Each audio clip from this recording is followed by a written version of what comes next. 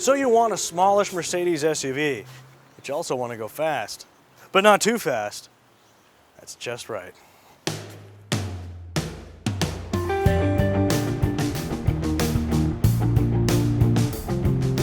Beyond the performance upgrades, which we'll touch on a bit later, the GLC 43 sports a distinctive look all its own.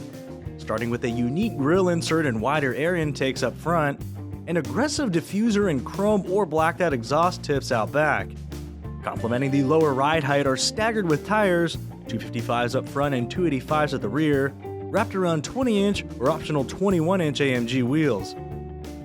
That racy theme continues inside, where you'll find the usual suspects like extra bolstering on the front seats, carbon fiber accents, super fancy red contrast stitching, and a flat bottom steering wheel.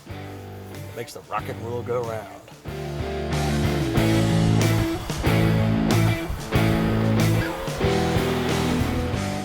I'll be honest, I've never been a huge fan of high-performance SUVs.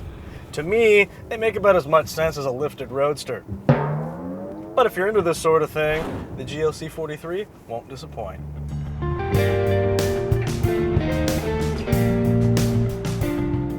So as the comment section begins to fill up with words like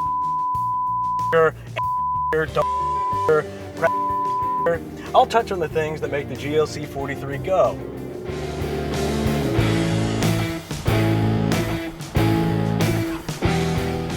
Starting with a bi-turbo V6 that cranks out 362 horsepower and 384 pound-feet of torque. And what an engine it is.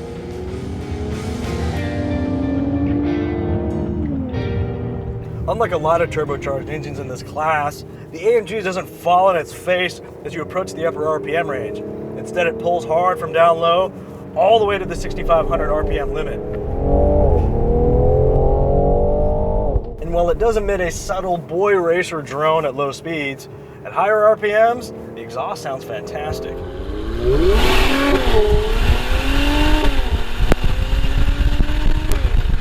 Initiate the deceleratrix, and the GLC stops in a hurry.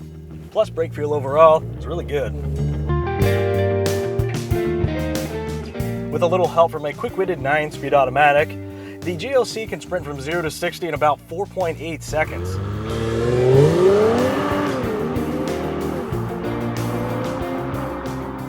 That time is also aided by an AMG-tuned all-wheel drive system that sends 69% of torque to the rear wheels by default. Yes, the engine is undoubtedly the centerpiece of any AMG car, but in this case, I think the crown jewel is the all-wheel drive system. When combined with some sticky Continental rubber, the GLC 43 is a legitimate handling car. Firm up the pneumatic dampers, and the chassis doesn't roll past a few degrees, no matter how unrefined you're turning. But as you probably guessed, the 43 does not possess the supple ride quality that makes the standard GLC such a joy to drive. It isn't harsh, but smooth it is not.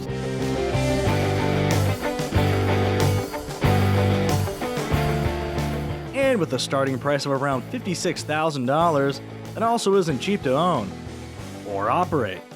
Thankfully though, this price includes a number of desirable standards like passive entry with push-button start, a 14-way driver's seat with memory, power liftgate, a high-mounted 7-inch display linked to a backup camera, 5 drive modes including a configurable individual setting, and a 3-mode air suspension that can be raised with the push of a button. Add in Napa leather, premium audio by Burmester, LED headlights, and active safety aids like lane departure assist, automatic pre-collision braking, and full-range adaptive cruise control with low-speed follow capability, and you're looking at right around $68,000 for a well-optioned GLC 43. If you prefer something that appears less practical, but actually isn't, there's the GLC 43 Coupe, which embodies all the engaging dynamic qualities of its conventionally styled sibling, but with a more, let's just say, interesting shape. Clearly, a super sporty crossover isn't for everyone, including me, but for the right buyer, the GLC 43 checks all the right boxes.